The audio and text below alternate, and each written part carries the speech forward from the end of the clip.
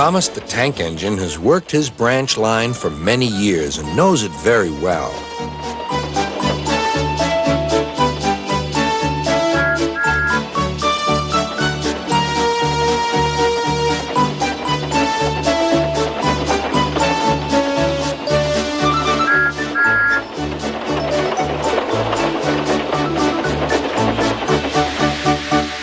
You know just where to stop, Thomas, laughed his driver. You could almost manage it without me. Thomas had become conceited. He didn't realize his driver was joking. Later, he boasted to the others. Driver says I don't need him now. Don't be so daft, snorted Percy. I'd never go without my driver, said Toby earnestly. I'd be frightened. Puh! Boasted Thomas. I'm not scared. You'd never dare. I would then. You'll see. The next morning, the firelighter came. Thomas drowsed comfortably as the warmth spread through his boiler. Percy and Toby were still asleep. Thomas suddenly remembered. Silly stick in the muds, he chuckled. I'll show them. Driver said I could manage without him. I'll just go out and then I'll stop and whoosh! That'll make them jump. Thomas thought he was being clever, but really he was only moving because a careless cleaner had meddled with his controls. He soon found his mistake. He tried to whoosh, but he couldn't. He tried to stop, but he couldn't. He just kept rolling along. He didn't dare look at what was coming next. There was the station master's house. The station master was about to have breakfast.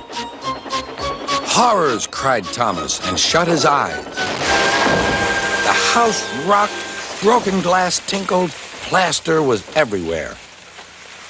Thomas had collected a bush on his travels. He peered into the room through its leaves. He couldn't speak.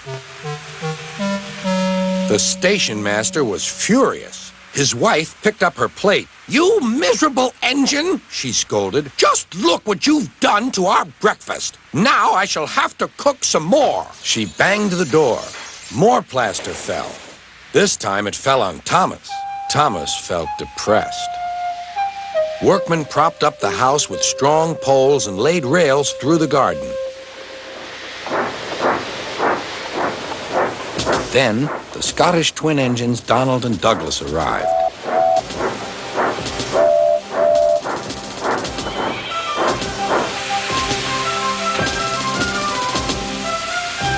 Dinna fash yourself, Thomas. We'll soon have you back on the rails. They laughed.